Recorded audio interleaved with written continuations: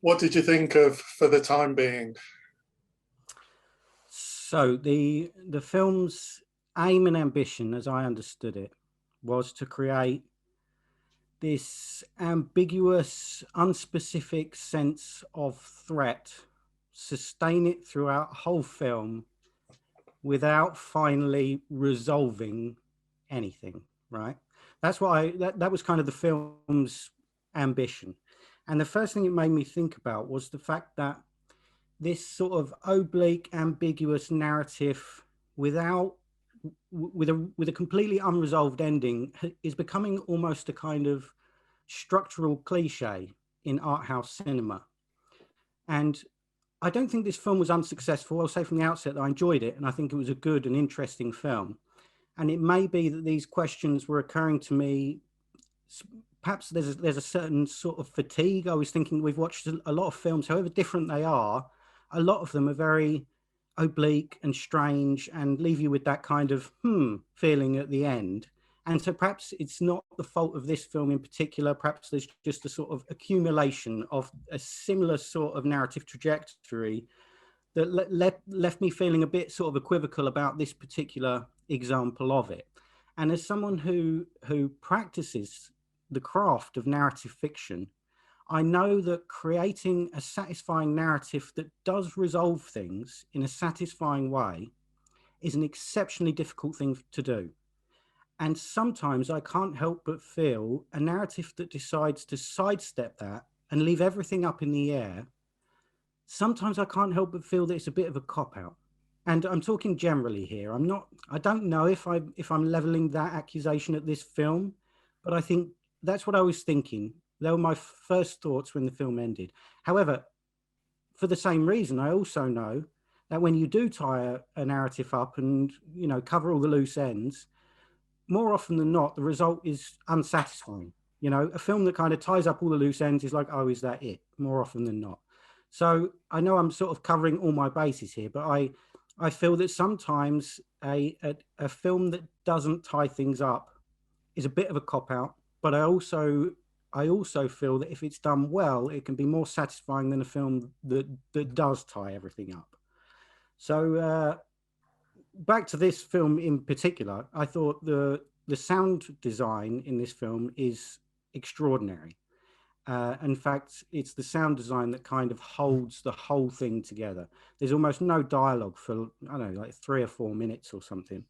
And so the sound is really heightened and really affecting. There's no real score until about halfway through, and then there's about half a minute of like this really weird Mika Levy type score just to make sure we're disconcerted, but it starts with, the mother and the son's in the back of the car, the mother driving, the sound of the seatbelts clicking and birds. Then later the mother-in-law with the hose, the sound of the hose being wound up, I found really striking. So the sound design is fantastic and is the first sort of mark that this is the film's ambition, to keep you like a taut and bowstring, keep you on this sort of edge of something is going to happen, something bad is going to happen.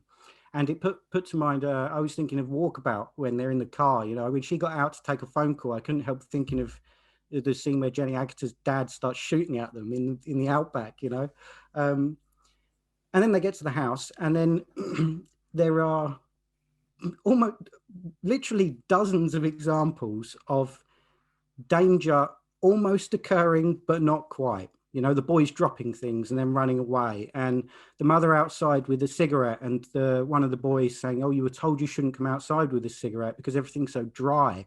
And then, sure enough, there's a bushfire on the television, and one of the boys drinking some water, and it looks like the water's going to drop, and it doesn't.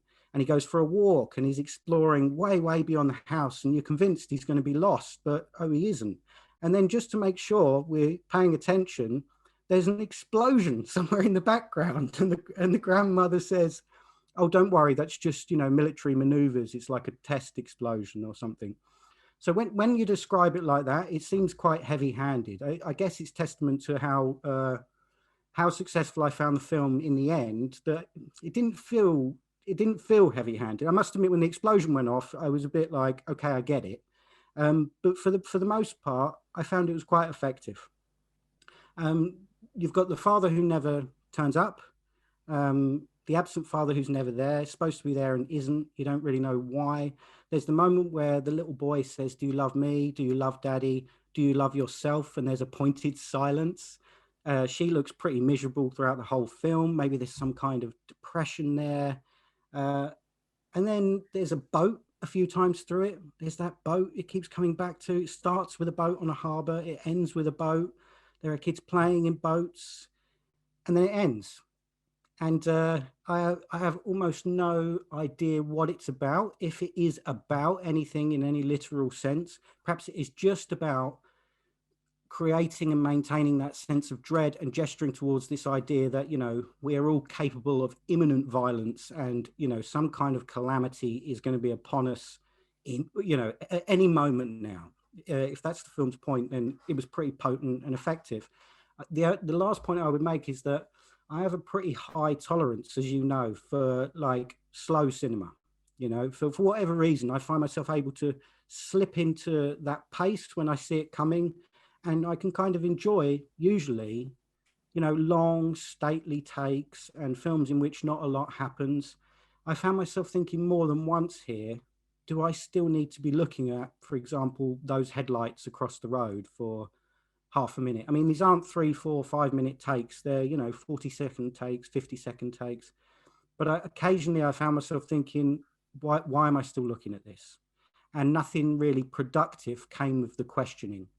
And again, I think the fact that I was asking myself those questions shows that the film was not entirely successful all the way through for me.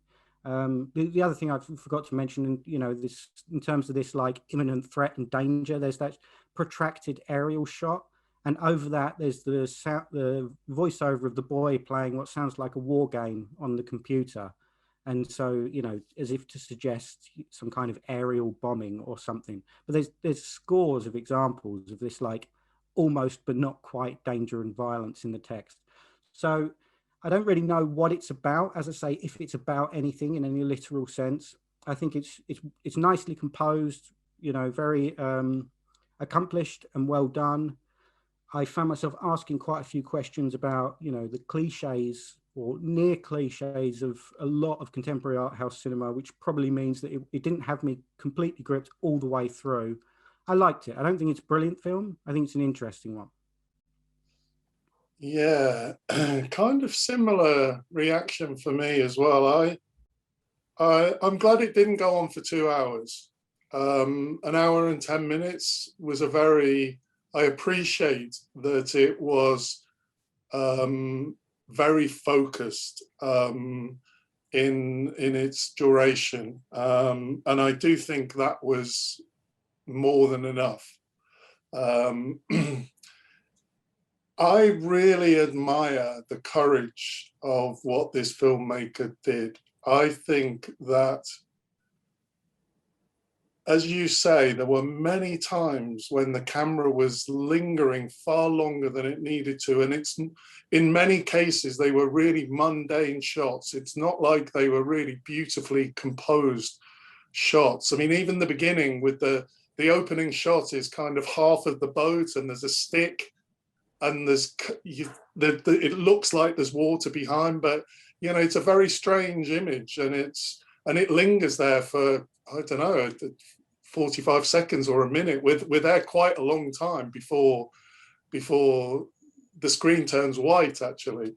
And I really admire the courage of the minimalism of it. In some ways, this film is so minimal. It's like switching the camera on and just letting it record whatever is in front of the camera. I kind of had that feeling about it. After about half an hour of watching it, I was thinking, I wonder where this is going to go. Where is this really taking me? Because either this is going to fail miserably, because, you know, I did question whether it was really necessary to be, as you said, you know, to be lingering on some of these scenes. But I also had a feeling that, you know, this could be amazing. This could actually come. And I like that. I like that the film put me in that place. It wasn't, I was never bored, never bored. I never thought, I never lost patience with it. I really liked the stillness of this film. And, you know, I thought quite early on, taking the title literally, for the time being, you know, for the time of this, for the time that you're going to sit down and watch this film being, you know, so a lot of the experience of this film is just being in the moment. And as you say, the sound is so critical to this, because I don't know whether they recorded the sound differently in this film, or whether it's to do with the fact that so little was happening visually, that we became more sensitized to the sound. But I agree with you, the sound was extraordinary in this film. It's, you know, as you said, you know, you gave some examples, but others are the you know, when the boy's eating the crisps behind the door, we don't see him, we hear every crunch of the crisp. When the woman's lying in bed looking at her phone, we hear her breath. You know, we're almost breathing with her. It's so, you know, you really feel the film. The cicadas, you know, it's like the constant noise of them. And I think in some ways that's what creates the peril. But you know, the grass, the birds, the wind. There's a time when the wind blows up, and I really felt the wind blowing through me, and the bees. You know, there's a time when you hear the buzz, several times when you hear buzzing of bees or insects. And I just loved this. I thought that that was a real achievement to get me so sensitive to the sound. I mean, I love sound in films anyway. You know, the sound, the sound of a film is really important to me. I'd happily watch any film with no picture and just listen to the sound. I think, you know, the sound, I get a lot from the sound of a film. And I just was really, really impressed with this. Now, how that linked to what was actually going on in terms of what happened in the film, like you, I'm not really sure, and I'm not wholly sure that it's successful. I felt that what I really noticed in, you know, quite early on, I mean, it's kind of obvious, isn't it, when you're watching it, is how little the camera moves. The camera fixes in a place and doesn't move. And even when people are traveling in cars, the camera is in the back, so that we can see the camera is not moving per se. Obviously, it's moving in the car, but it's recording the movement through the windscreen, and we see people still in front of the camera. So there's a stillness even there. I really liked that. I think that was part of why the film was so brave and courageous. It is literally like, you know, the camera's set up, turn it on, and you know, you film what's in front of you. There were a number of exceptions where the camera, once I realized how little the camera was moving again, and I guess this is successful, I became really aware of when the camera did move. And so there's the young man that's working with the cows and out driving, you know, around the tracks. There's 2 or 3 shots where the camera pans following him. It's really interesting, actually, that I'm not sure if it is the case, but I have the feeling that the camera only pans when it's him. So, you know, that left me questioning I'm seeing some camera movement now.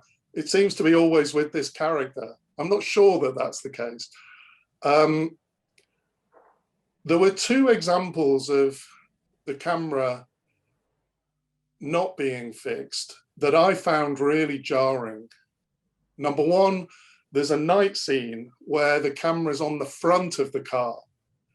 And so compared to the stillness of the camera, it's so jolting, because it's obviously on the front of the car going down this dark lane with the headlights, you know, kind of Lost Highway, David Lynch type shot. But because it's a bumpy track, it's kind of all over the place, and it's so jolting. And I don't really understand why that needed to do that to me, because in some ways I was finding the film very successful in its kind of slowness and fixedness. And then suddenly it's putting me on front of this car and giving me this, you know, roller coaster ride. And then I found the aerial shots really jarring as well, because you know, often we didn't see everything in the picture. And then suddenly we've got all this perspective, and it just seems to be not consistent with what I saw as really courageous in this film, of kind of fixing the camera and being so still and staying with, you know, mundane images for a long time, and allowing the sound to work on you, you know, more than the image. I thought that had a coherency, that approach, that was broken by the aerial shots, and the shot on the front of the van. I don't see what the purpose is. There's enough about this film that leaves me questioning, you know, that I'm not sure how it all fits together, and I don't need to know the answers to feel satisfied. But this is something where I feel that it kind of pushed me too far. It just feels like it's not consistent with the film as it was really evolving for me. I am really interested in what the film's about. I really like the fact that we see the boat 3 times, I think, 3 or 4 times, in quite different situations. So the first time it's turned over as if something might have happened. You know, maybe it's been capsized. Or the second time, there's a guy walking, like a hiker, who comes across it seemingly in the middle of the woods, and then we see people playing in it and capsizing it, in fact. And I find that quite interesting. And in fact, it's not really that there's any parallel, but it just made me think of, you know, in 2001, the monolith, the way it appears like 3 times in the film, or 3 or 4 times. I love that about the film. You know, I've always loved that about 2001, that there's just this thing that appears that's not necessarily clear how it fits into the story. And so I was intrigued. I am intrigued by that. I'm still intrigued. I think that was really clever, because actually it was quite a lot to give us in such a still, slow film. It was actually quite a lot to give us, and combined with the general sense of peril, which was created by the mood of the film, as you say, I think that was interesting. I also really noted and maybe it was just in the context of the general development of a feeling of danger and peril, but you know, the obsession with the swimming pool leaking.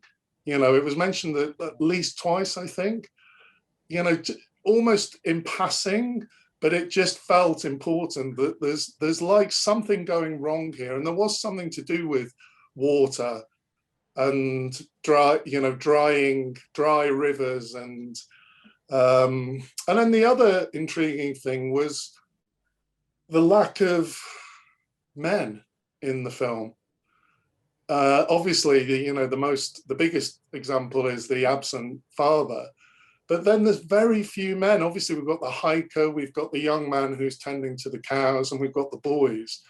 But really, older men are absent from this film, and I kind of find that intriguing as well. So, you know, I think in terms of what the film is about, it did really achieve something for me. It feels like it's a puzzle that I'm not able to solve, but that it's very satisfying. I did feel quite satisfied at the end of it. As I say, I have a slight issue with those changes in the way the camera worked. It kind of is not consistent with the way I'm interpreting the film. So it fell a little bit short for me with that, but overall, I really enjoyed it. I did just look on some of the films we've watched recently. On Mubi, I think it gives the Spanish the title in the original language and the English translation. In this case, it didn't. But I looked up what the Spanish title of this film is, and I'm not going to try and say it because my Spanish is terrible. But I asked a Spanish friend to translate it, and it actually translates as "Such a Day a Year Ago." And it's such a different title than "For the Time Being." And I was a little bit dissatisfied with that. Pardon? I say it didn't clarify much for you then. No, "Such a Day a Year Ago." And actually he said it's very strange Spanish. No, he said that he wouldn't use that expression. Whereas in English, we've got quite a kind of not cliche, but a really regular expression of "for the time being." It actually means something as a phrase, but then it's got this potential of meaning more, as I said, for the time being. But obviously that my interpretation of the title in English is it doesn't apply to the title in Spanish, "Such a Day a Year Ago." So that just left me with a kind of unsatisfactory question. It feels like the title should be the same in every language. I don't know, maybe sometimes that's not possible, like you can't translate poetry literally, but I don't really like that there's a different title in English than there is in Spanish. But overall, I did enjoy this film. I didn't love it, but I did very much enjoy it. I wonder if there's anything to be made of the fact that the kids and the mother are German and they don't speak Spanish. And I was also thinking, when you pointed out there that there's an absence of adult males, perhaps there's some kind of suggestion of, there's certainly overt suggestions of warfare. So perhaps this film is about some kind of, I don't know, warfare and loss of adult male life and children growing up into violence. And as you say, it's quite, the more you pick it apart, and certainly the more I heard you speak about it, the more rich those possibilities are. I was a bit, as I said, I was a bit, not nervous, a little bit critical of the things that you found courageous, that static camera work and stuff. And as I pointed out at the beginning, I think it's perhaps unfair I'm kind of picking on this film particularly, but it's certainly true that those characteristics, they're almost becoming as all genres have their motifs and techniques that recur throughout films within that genre. So the sort of stately, poised, formal art house film has very much developed its own aesthetic. This camera that doesn't move and a severely oblique narrative that gives you almost nothing. These are not unfamiliar tropes now. We've seen them many, many, many, many times. I think this film does them as well as most. But as I said at the beginning, I am getting a bit weary of it, I think. But perhaps just because we've watched almost back to back quite such a series of reasonably challenging films, some better than others. Yeah, well, that's interesting, that because I think if we were watching this in a film festival where we'd seen 5 or 6 films in a row in that genre, and this was the 6th, I think I probably would be with you. That's why I wasn't sure half an hour in whether it was actually going to work. But if I think of it, watched lots of really slow films using this technique, I think I would tire of it quickly. I haven't seen a film quite like this recently. Last week's film, was slow, but it was rich. Even when it was slow, it was rich in a way that this film wasn't. This film was so minimal, so sparse, that it gave us so little that that is, I can't remember the last time I saw a film quite like that. But I agree with you that if we were sitting down watching a whole raft of films that were using this technique, then I think it would get boring very, very quickly, actually. But an interesting film. an interesting film and worth it. Yeah, definitely worth watching. And yeah, very, very refreshing to see such a short running time, 71 minutes. That was great. Yeah. Yeah. So what are we watching next week? Next week, we've got a film called Bad Tales by brothers Fabio and Damiano D'Innocenzo. Very good. Looking forward to it. Yeah, cool.